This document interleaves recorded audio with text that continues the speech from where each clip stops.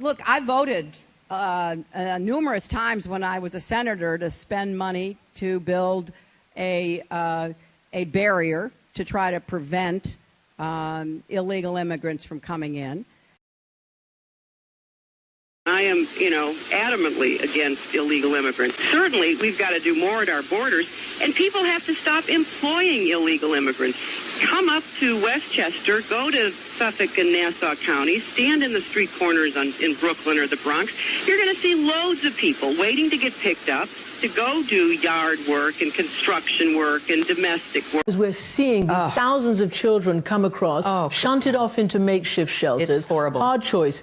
Let them stay in the United States or send them back? Well, 2 quick points. One, the numbers are increasing dramatically. And the main reason, I believe, why that's happening is that the violence in certain of those Central American countries is increasing dramatically. And there is not sufficient law enforcement or will on the part of the governments of those countries to try to deal with this exponential increase in violence, drug trafficking, the drug cartels. And many children are fleeing from that violence. Should they be able to stay here? It's safer. It may be safer, but that's not the answer. I do not. So should they be sent back? We have children 5 and 6 years old who have come up from Central America. We need to do more to provide border security in southern Mexico. They should be sent back now. Well, they should be sent back, but we have to send a clear message. Just because your child gets across the border, that doesn't mean the child gets.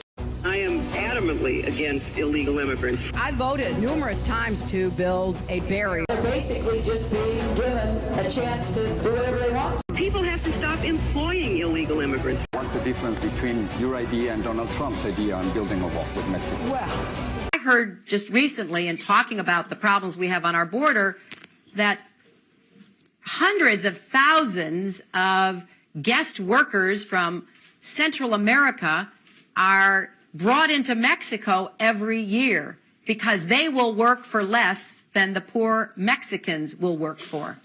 And in effect, the Mexican government's policies are pushing migration north across our border.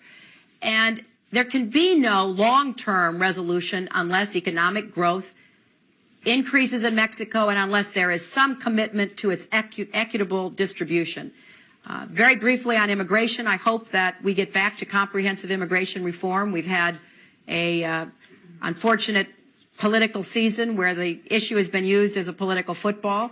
There isn't any sensible approach except to do what we need to do simultaneously, secure our borders with technology, personnel, physical barriers if necessary in some places, and we need to have tougher employer sanctions, and we need to try to incentivize Mexico to do more, and we need to create the environment in which we get people out of the shadows and then give them some earned right to legalization that will enable them to continue to work. If they've committed transgressions of whatever kind, they should be obviously deported.